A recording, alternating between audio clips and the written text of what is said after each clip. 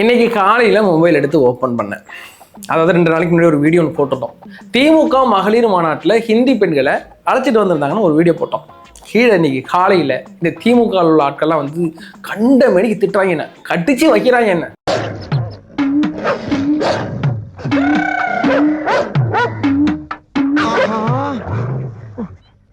அதாவது உனக்கு தெரியுமா, மகளிர் மாநாட்டில் ஹிந்தி பெண்களை கூப்பிட்டு உனக்கு யார் சொன்னான்றான். அந்த நிறுவனமே சொல்லுது, ஆமாம் நாங்கள் அனுப்பி வச்சோம். அவங்க விளம்பரமாகவே பண்ணுறாங்க. நாங்கள் வந்து இந்த மாநாட்டுக்கு எங்களுடைய பெண்கள் அனுப்பணும், உங்கள் வீட்டில் விசேஷங்கள், கார் ஷோரூம் ஓப்பன் பண்ணால் சொல்லுங்கள், நாங்கள் அனுப்பி வைக்கிறோம். இந்த கும்பிட்டுட்டே இருப்பாங்க இல்லை, அதுக்கு அனுப்பி வைக்கிறோம் அவங்களே சொல்கிறாங்க. அது தெரியாமல் வந்து கடின்னு கடிச்சு வைக்கிறாங்க. தொப்பை சுற்றி 48 ஊசி போட்டு உட்காந்துக்கிறான், அந்த கடி கடிச்சிருக்கிறாங்க. அது போக தற்பொழுது ஹாட் டாபிக் அப்படி என்னன்னு பார்த்தீங்கன்னா, பள்ளி கல்வித்துறை இருக்குல்ல, அவங்க ஒரு வீடியோ ஒன்று வெளியிட்டிருந்தாங்க. அது எதுக்குன்னா, HPV அவங்க தடுப்பூசிக்கு ஒரு விளம்பர வீடியோ ஒன்று வெளியிட்டிருந்தாங்க. சரிதான், அதில் ஒரு பொண்ணு ஒன்று நடிச்சிருந்துச்சு. அந்த பெண் யார், எதுக்கு நீ இவ்வளோ ட்ரோல் பண்ணிட்டு இருக்காங்க அந்த பொண்ணை அப்படிங்கிறதும், அது மட்டும் இல்லாமல் நாம் தமிழர் கட்சியில் வில்லிவாக்கம் தொகுதியில் ஒரு வேட்பாளர் நிப்பாட்டியிருக்காங்க. அந்த வேட்பாளர் ஒரு 3ஆம் பாலினத்தவர். சரி, நல்ல விஷயம் தானே, இதெல்லாம் ஒரு சமூக மாற்றம் அப்படின்னு பார்த்தா அதான் இல்லை. அதுக்கு ஒரு ட்விஸ்ட் இருக்கு. அது என்னென்ன ட்விஸ்ட் அப்படிங்கிறத நம்ம வீடியோக்குள்ள பார்ப்போம். வாங்க, நான் உங்கள் யங் தாத்தா.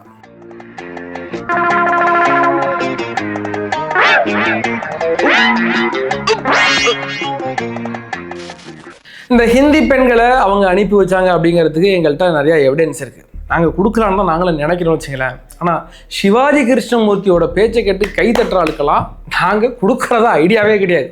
ஏன்னு கேட்டிங்கன்னா, அந்த நபர், நான் பேரை தெரியாமல் சொல்லிவிட்டேனே, பீப் சவுண்டு போட்டு அங்கே மறைச்சிக்கிறோம். ஏன்னு கேட்டிங்கன்னா, சிவாஜி கிருஷ்ணமூர்த்தி பேசுறது மட்டும் ஆபாசம் கிடையாது, அவர் பேரை சொல்கிறதே ஆபாசம். நேற்றுக்கு ஒரு கூட்டத்தில் அவர் என்ன சொல்லியிருக்காருன்னா, ஏதோ ஒரு பெண் நிர்வாகி எனக்கு விஜய் ரொம்ப பிடிக்கும் அப்படின்னு சொல்லியிருக்காங்க, ஜாலியாக சிரிச்சுக்கிட்டு. அதை ஒரு இமிட்டேட் பண்ணி, உனக்கு பிடிச்சிருந்துச்சுன்னா பனையூர் வீடு பெருசாக இருக்குது, அங்கே போய் எடுத்துக்கோ. விஜய் பிடிக்கும், எனக்கு விஜய் தான் எனக்கு பிடிக்கும். போ பையனூர் பங்களாக்கு போ, பெரிய வீடு தான், நிறைய ரூம் இருக்குது, படுத்துக்க. நாங்களா வேணாம். வாட் தி ஹெல், என்ன பேசுறீங்க? அதாவது இன்னைக்கு திமுக எப்படிப்பட்ட பேச்சாளர் வச்சு மேடையில் பேசிக்கிட்டு இருக்குங்கிறது இதெல்லாம் மிகப்பெரிய எடுத்துக்காட்டு. ஏன்னு கேட்டீங்கன்னா, திமுக எப்படி வளர்ந்துச்சு? திமுக பேசி பேசியே வளர்ந்தது. அறிஞர் அண்ணா பேசிக்கிட்டே இருந்தார், கலைஞர்கள் பேசிக்கிட்டே இருந்தார். வெறும் இலக்கிய நயமும் தமிழையும் பேசி பேசி ஒரு கட்சி வளர்ந்ததுன்னா அது திமுக தான். அதில் எந்த மாற்று கருத்துமே கிடையாது. அதிமுக எப்படி வளர்ந்துச்சு? அதிமுகங்கிறது பெரிய ஜாமாவன் யாரு, எம்ஜிஆர்ன்ற ஒரு சினி ஃபீல்டில் உள்ள பெரிய ஆள் வந்து அந்த கட்சியை வளர்த்தார். திமுக எப்படி வளர்ந்துச்சு? அறிஞர் அண்ணாங்கிறது யாருக்கு தெரியும், கலைஞர் யாருக்கு தெரியும்? எப்படி வளர்ந்தாங்க? எல்லாம் தமிழ் பேசி இலக்கியம் பேசி பேசி வளர்ந்த கட்சி. அப்படி வளர்ந்த கட்சி இன்னைக்கு சிவாஜி கிருஷ்ணமூர்த்தி பேச்சை வச்சு வளர்ந்துகிட்டு இருக்கு.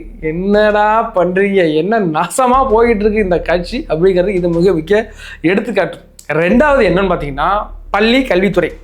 அவங்க என்னன்னா, ஒரு தமிழ்நாடு அரசு ஒரு சிறப்பான திட்டத்தை தடுச்சு, அதாவது கருப்பை வாய் புற்றுநோய் இருக்குல்ல, அதை தடுக்கிறதுக்கு 14 வயசுக்கு மேற்பட்ட குழந்தைங்களுக்கு ஒரு ஊசி ஒன்று போடுவாங்க, HPV ஊசி. அந்த ஊசி போட்டாலும் கரெக்ட், அதை அவங்க விளம்பரப்படுத்துறாங்க, போட்டுக்கிட்டு இருக்காங்க.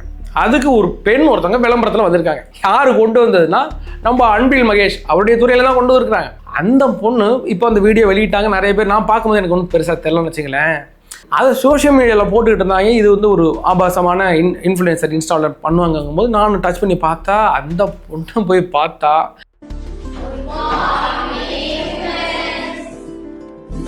குட் மார்னிங், உட்காருங்க. சர்விக்ஸ், ரீப்ரொடக்டிவ் சிஸ்டம்ல முக்கியமான ஆர்கன் சர்விக்ஸ். சர்விக்ஸ பத்தி பார்க்கிறதுக்கு முன்னாடி, இத நான் எங்கேயோ பார்த்திருக்கிறேனே.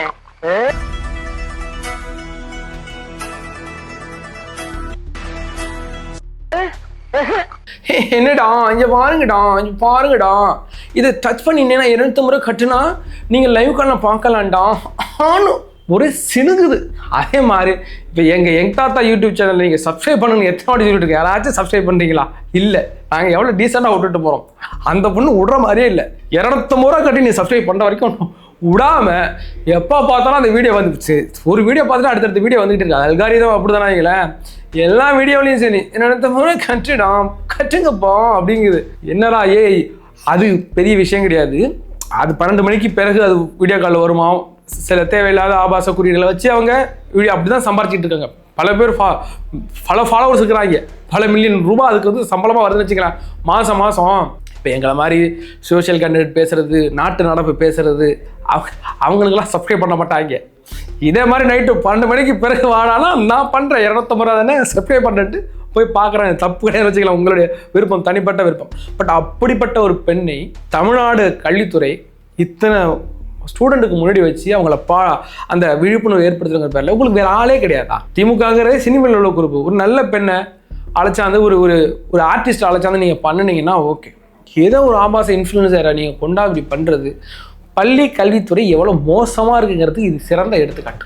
அது போக இந்த பள்ளி கல்வித்துறை எப்படி ஏற்கனவே கொஞ்ச நாளைக்கு முன்னாடி விஷ்ணு அப்படின்ற ஒரு பையன் அழைச்சாந்து அந்த பையன் உடனே மந்திரம் ஓதிட்டு உட்காந்துருக்காப்புல, நீங்கள் இதுதான் வரும், நீங்கள் பிறவி பலன், உங்களுடைய உடல் ஊனமற்றிருந்தால் நீங்கள் பிறவிலே நீங்கள் தவறு செஞ்சுருக்கிறீங்க, அதுதான் உங்களை ஆண்டவன் தண்டிக்கிறாங்க. ஏன் தமிழ்நாடுங்கிறது திராவிட கொள்கையால் வளர்ந்து தானே, இதில் முழுக்க முழுக்க சயின்ஸு தானே இருக்குது. இதில் எங்கே கடவுள் வந்துச்சு? அதுவும் படிப்பில் கொண்டாந்து ஏன் சாமியை புகுத்துறீங்க? இப்படிப்பட்ட சூழ்நிலையில தான் இந்த பள்ளி கல்வித்துறை. இது போக ஆசிரியர்கள் போராட்டம் கண்டுக்கவே மாட்டாங்க. மாணவர் பற்றாக்குறை, பல ஸ்கூல் மூடிட்டாங்க, பல ஸ்கூலை இழுத்து மூடியாச்சு. ஏன்னாட்டா ஸ்டூடெண்ட் இல்லையா, அதெல்லாம் யார் பார்த்துக்க வேண்டியது? இதே பள்ளி கல்வித்துறை தானே பார்த்துக்கணும். அதெல்லாம் கோட்டை விட்டுட்டு நீங்கள் தலைவன் ஜாலியாக சுற்றுறாப்புல இன்ஸ்டாகிராமில் கொண்டாந்து வீடியோ போடுறாங்க. அந்தளவுக்கு தான் இன்னைக்கு இருக்குது இந்த பள்ளி கல்வித்துறை. இந்த எந்த விஷயமும் தெரியாமல் ஒரு ஆள் இருக்கிறார். அவர் யார் கேட்டீங்கன்னா நம்ம தமிழ்நாடு முதலமைச்சர் மு க ஸ்டாலின் அவர்கள். இன்னைக்கு ஹயபூசான ஒரு வண்டியில் உட்காந்துட்டு ட்ருன்னு உட்காந்துட்டு போஸ் கொடுத்துருக்காரு. தமிழ்நாட்டில் என்ன பிரச்சனை நடக்குது? நாளுக்கு நாள் கஞ்சா புழக்கம், கொள்ளை, வன்புணர்வும் ஏகப்பட்ட நடந்துகிட்டு இருக்கு. இது எதுவே கண்டு கிடையாது. ஒரு பைக்கு ஒன்று கிடச்சிதா, அது என்ன பைக்கு, யாரோட பைக்கு, அது ஏதோ ஒரு ஜெசிகாங்கிற ஒரு லேடியோட பைக்கு, அதை பார்த்தீங்கன்னா அது பெரிய ஆதாரம் வருது. அந்த மாதிரி ஏற்கனவே வெரி டேஞ்சராக ரோட்டில் பயணம் செஞ்சு 2 முறை அவங்க அபராதம் கட்டியிருக்காங்க. அதெல்லாம் எதுவும் தெரியாது. ஒரு முதலமைச்சர் அவர்கள் இதெல்லாம் யோசிக்க கிடையாது. ஃபர்ஸ்ட் உங்களுக்கு இதெல்லாம் தேவையா? ஒரு முதலமைச்சராக இருந்தால் அதாவது நீங்கள் ஒரு எடுத்துக்காட்டாக இருக்கணும். சும்மா உட்காந்துக்கிட்டு குதிரை வண்டி ஓட்டுறது, நான் போயிட்டு வெளிநாட்டில் சைக்கிள் ஓட்டுறேன், பைக் ஓட்டுறான்னு நினச்சா உங்களை எளிமையான மக்கள்லாம் நினைக்க மாட்டாங்க. முதலமைச்சர் உங்களுக்கான வேலையை செஞ்சாலே நீங்கள் எளிமையான ஒரு நம்பர் தான். இதே கேரளாவில் ஒரு முதலமைச்சர் இருக்கிறார் பினராயி விஜயன். அவர் இப்படி இல்லாமல் பண்ணிட்டு இருக்காரு. உட்காந்துட்டு யாரோ ஒருத்தவங்க பைக்கு கொடுத்தாங்கன்னா அந்த பைக்கில் என்னென்ன கேஸ் இருக்குது, அந்த அம்மா எவ்வளோ டேஞ்சராக வண்டி ஓட்டி ஃபைன் வாங்கிக்கலாம், எதுவும் பார்க்கறது கிடையாது. இந்த முறுக்கி பார்த்தாங்க, இந்த பார்த்தாங்கன்ட்டு டிடிஎஃப் வாசம் மாதிரி முறுக்கி பார்த்து உட்காந்துருக்கிறார். அப்படி இருக்குது இன்னைக்கு தமிழ்நாடு அரசின் மொத்தமே சீர்கெட்டு கிடக்குங்க. இது முதலமைச்சர் பகுதின்னு கிடையாது. முதலமைச்சருடைய உள்துறை அமைச்சராக இந்த காவல்துறையினர் சீர்கெட்டு கிடக்குது. நீங்கள் கல்வித்துறையை பார்த்தா அதுக்கு மேலே இருக்குது. நம்ம ஒரு மாரத்தான் ஓட்டத்தில் பயங்கரமாக இருக்கிறாரு. அங்கே இப்போ உள்நோக்கு மருத்துவமனையில் அவங்களுடைய தொழிலாளர்கள் போராடிட்டு இருக்காங்க, செவிலியர்கள் போராடிட்டு இருக்காங்க, டாக்டர் போராடிட்டு இருக்காங்க. ஏதாவது ஒரு துறையில் பிரச்சனையே இல்லாத துறைன்னு ஒரு துறை சொல்லுங்க அப்போ. எல்லா துறையிலுமே பிரச்சனை இருக்குது. ஆக முதல்ல ஒட்டுமொத்த அரசுமே சீர்கெட்டு கிடக்கு அப்படிங்கிறதுக்கு இதெல்லாம் ஒரு எடுத்துக்காட்டு. அதுபோக தற்பொழுது சீமான் அவர்கள் வெள்ளிவாக்கம் தொகுதிக்கு ஒரு 3ஆம் பாலினத்தவரை ஒரு வேட்பாளராக அறிவிச்சிருக்கிறார். உண்மையிலே வாழ்த்துக்கள், பாராட்டுகள். சீமான் அண்ணனுக்கு. ஏன்னு கேட்டால் இது ஒரு சமூக மாற்றம். எனக்கு தெரிஞ்சு அரசியலிலேயே சீமான் அவர்கள் மட்டும்தான் 3ஆம் பாலினத்தவரை தொகுதியில் அறிவிக்கிறது. அதெல்லாம் சரிதான், அதெல்லாம் நாங்கள் இல்லைன்னு சொல்லல. ஆனால் யார் அறிவிச்சிருக்கிறாருங்க தான் மேட்ரு. அவங்க ஒரு இன்ஃப்ளூயன்சர். அந்தம்மா காவாலவா காவாலவான்னு பாட்டு பாடிக்கிட்டு இருக்கு.